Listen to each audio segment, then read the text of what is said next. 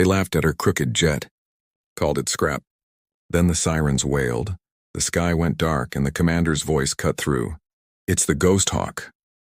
From that moment, everything changed, starting with Elizabeth Will. Elizabeth Will walked the long, dusty road that cut past the wire and the fuel tanks. The wind blew grit into her teeth. Sand stung her eyes.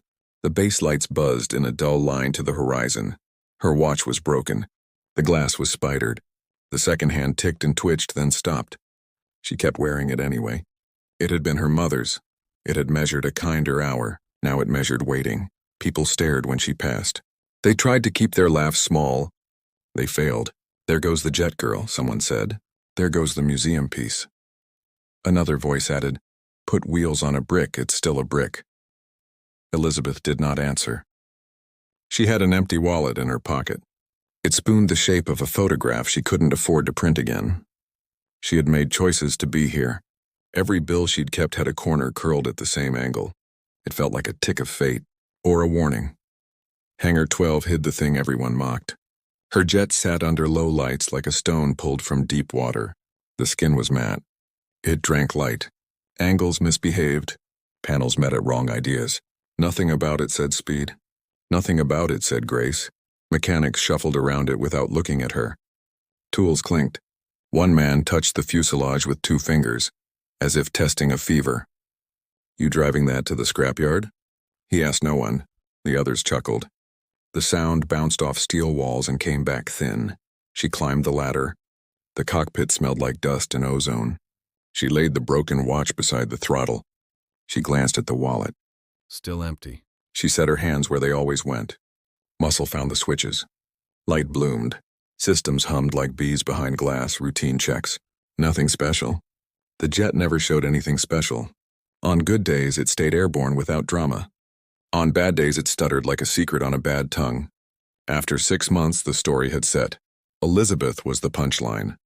The odd jet was the joke. She looked past the canopy. The road outside the hangar was a smear of dark. Convoys had dragged half the desert onto it. Every gust wrote another line. The base bent under that same wind. Sand got into hinges, ideas, people. Her satlink flashed. An encrypted note slid onto her screen. No sender, no header. Only 4 words, "Trust your jet. Tonight." She read them 3 times. She tried to pull meaning from each letter. She could not. She slipped the note into memory and kept quiet. The note felt like a pin pressed into fabric. Small, sharp, impossible to ignore. Evening fell hard. Shadows stacked in corners. Out on the tarmac, sleek birds took turns showing off. Paint shone. Canopies glowed like eyes. Pilots swaggered. Laughs traveled. Elizabeth kept working. She asked the jet nothing. It answered nothing back. A siren rose. It was thin at first, then full, the kind that rearranges a man's blood. Radios clicked from idle to need. The base found a shiver and stood on it. Unidentified formation came from the PA. Southwest sweep. High. Fast. No IFF. Doors slammed. Boots ran. The sleek birds filed out with heat and theater. Mechanics waved, then leaped aside. The sky drank the noise and burped flame. Elizabeth stayed by her strange machine. Someone brushed her shoulder and said, "Stay out of the way, Will." Another voice, kinder, said, "It'll blow over." It didn't.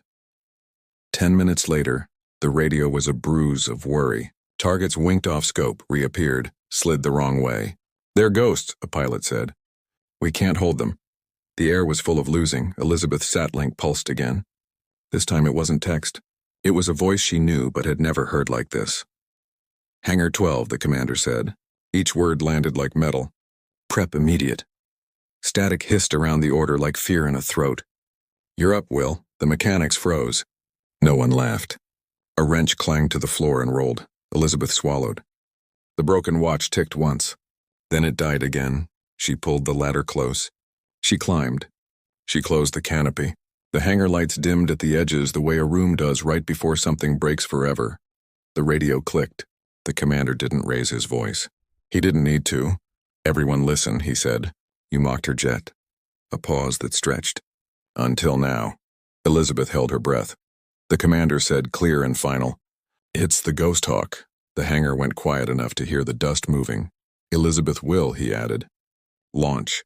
And then the hangar doors began to open, and something moved under the skin of the machine like a held-back storm, and a new symbol lit on her panel that she had never seen before.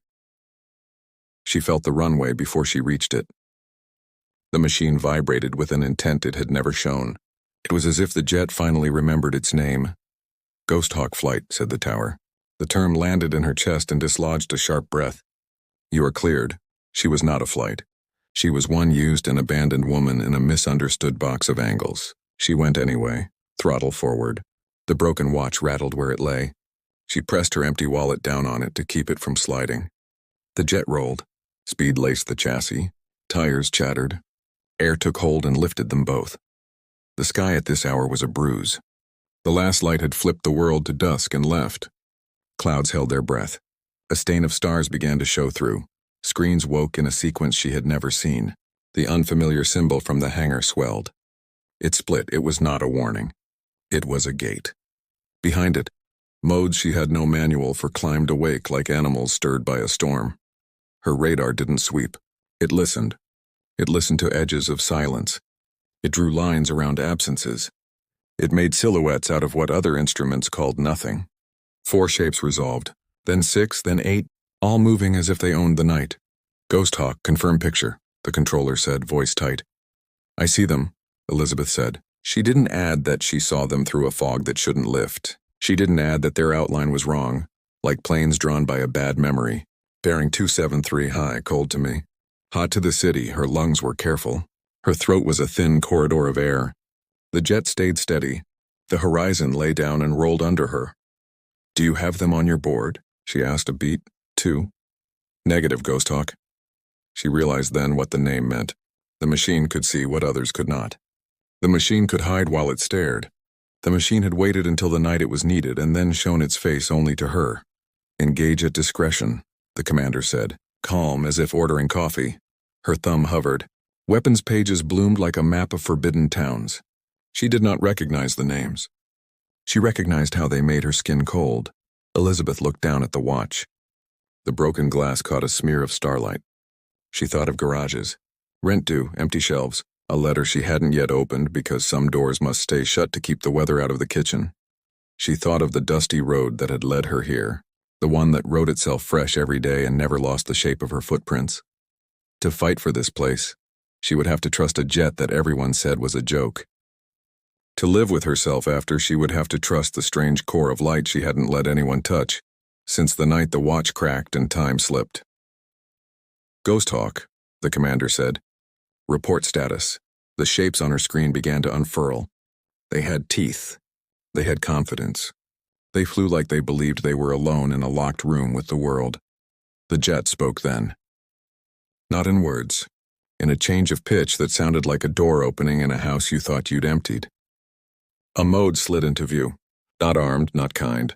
Something in between. A way to end a fight without ending a life. Elizabeth breathed out.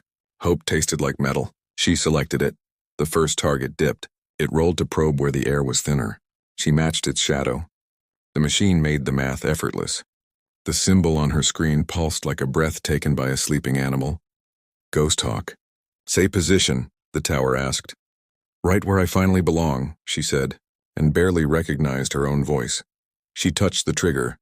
Light left her wing as a quiet thought. No bloom, no smoke. Only decision turned into physics. The target convulsed on the scope. A spray of debris marked the air like punctuation. Splash, she whispered. The word didn't feel like victory. It felt like a debt paid. The others scattered. They turned toward darkness. They didn't find enough of it. Her machine was not in their math. Elizabeth worked the second fight like stitches, quick, precise. Thought before fear. A light came on in the corner of her eye. Not a symbol. A reflection. She rolled a degree left and saw it. Another aircraft that wasn't on her board. Not theirs, not hers. Something else. A face behind black glass. A wing shape that had never been drawn on any of her briefings. The unknown rode her shadow. It wrote her name, her radio cracked. A new voice entered, low and smooth, as if it had been waiting in the coil of wire for years just to choose this second. Elizabeth will, it said. Do not fire again. She looked down at the broken watch. It ticked once, And then the unknown aircraft switched its lights on and showed a crest she hoped she would never see in her life. The crest was not from here. It wasn't from there either. It belonged to the place that pretends to own secrets, the place that stamps its emblem on the parts of truth that can't be returned. Her gut dropped. She had trained enough to know the outline of a compartment inside a compartment. She had not trained to be the compartment. "Who are you?" she asked.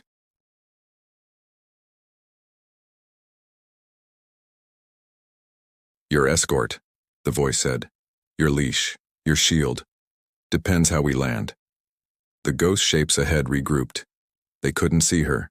They could feel the bad wind of something they didn't understand. They moved like men in a hallway when a light bulb shatters and rolls. "Ghosthawk," the commander said on a second channel. "Continue. 2 channels. 1 pulling, 1 pushing." Elizabeth's empty wallet pressed against her leg. She thought of the day she left home with it. She had sold the car. She had paid the debt. She had bought a bus ticket and a bad coffee. She had stood on a platform and decided to trade her name for a call sign no one would respect. The unknown slid closer, close enough for wake, close enough that metal spoke to metal in heat. Its skin reflected no stars. It wore the sky like a habit. "Don't touch my fight," Elizabeth said. Her voice surprised her again, firmer now, sharper. "You kept me blind for months. I'll keep you honest for minutes." A soft laugh flooded the channel and drained just as fast. "Prove it." She did. 3rd target. Same silent stitch. The shape seized, then lay down on the map. 4th target tried to climb. She was already there. The unknown did not interfere. It watched. Its crest glinted once in her canopy, as if the sky winked. Then it slid out of formation and painted the night with its own wrong angles. "Ghosthawk," the commander said. "Status." 4 diminished, Elizabeth said. 2 running, 2 deciding whether to be brave or stupid. "Be kind," the commander said, "but end it." She knew what he meant. She switched to the in-between mode again, the one that folded a plane's lungs without touching the heart. The machine hummed with approval. She felt it through her hands and into her wrists. The empty wallet pressed harder. She remembered counting coins at a kitchen table and choosing fuel over food. She remembered the promise she made to no one, out loud to the air. "If I ever have something worth protecting, I won't hoard it. I'll spend it where it matters." "Spending now?" she said to herself and flicked the switch. 5th target fell quiet. 6th rolled into her path and learned humility. The last 2 started home, sharp and fast and low. They would bring the shape of her into someone else's morning if she let them. "Ghosthawk," the unknown said, lazy now. "Permission to assist." "Denied," she said. "You had months to be useful." Silence. Then a chuckle. "Copy, Miss Will." She drove the jet to the line where border and consequence kiss. The desert below was a black sheet with a few dim beads stitched along an old road. Dust rose from a convoy that didn't know it was under a war. The last 2 targets split. 1 east, 1 north. She had to pick. The machine could pick both. But the machine had waited to reveal itself. It was making her do this part as a person. She followed the north. The east was fast. It would be someone else's problem in 4 minutes. The north would be everyone's problem in 10. At this speed, time is a door you keep kicking. The broken watch ticked at her, then quit again. She closed her eyes for half a blink and saw her mother's hands turning the watch's crown, coaxing time back into a wounded gear. "Commander," she said. 1 fleeing east, 1 north with payload. "I am north." "Copy," he said. "You have 2 more inbound to cover east." She exhaled. Relief tastes the same as guilt. She swallowed both. Her scope painted the northern target's spine. It had a pod that could do too many bad things too quickly. She armed something she hadn't touched yet. The machine purred and leaned into its own fate. "Elizabeth Will," the unknown said again. "This is where we tell you the part you never wanted to hear."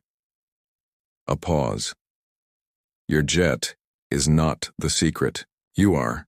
She could have banked. She could have argued. She could have turned the radio off and flown into pure decision.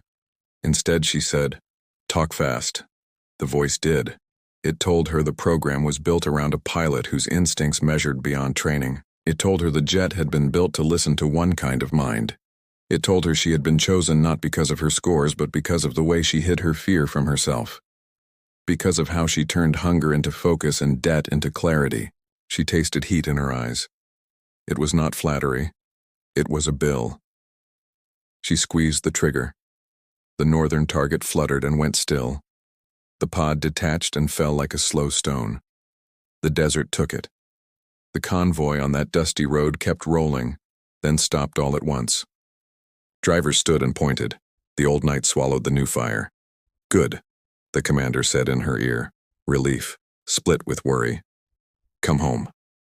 I can't, she said, and only knew it was true as she said it, because the unknown aircraft pulled ahead then, and its crest flared across her canopy like a match, and every system on her board flashed red without a single alarm sounding. Power did not fail. It bowed. It knelt. It offered itself to a new hand. The jet's light stayed on. The jet's heart kept beating, but her choices narrowed to a hallway so tight she had to exhale to pass. Override, the unknown said, for your safety. It's theft, Elizabeth said. For your safety, the voice repeated, and for the first time it sounded tired, not cruel, not smug, just tired. We can't let you land here, not yet. Her board slid to a mode that used to be a rumor. It drew a corridor in the sky. It told her where not to put her wings. It owned her air. Where?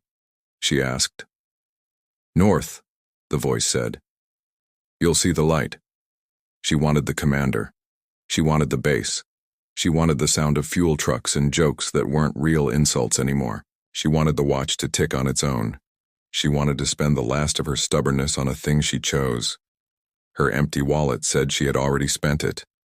The wallet had been empty so long it had learned a new shape. It was light, almost funny. It could float. It could be a bird if she let it. Ghosthawk, the commander shouted over a flooded channel. You are not cleared to leave our air. I'm being taken, she said. The words had less fear than they should. I'll call if I can. The unknown matched her speed. It flew with that easy rudeness of a thing that understands all your edges. The crest on its side caught no light now. It was part of the dark. For 20 minutes they rode a seam in the night. Mountains lifted under them, then fell away. Rivers thin and black as scars showed, then hid. The corridor drew itself forward.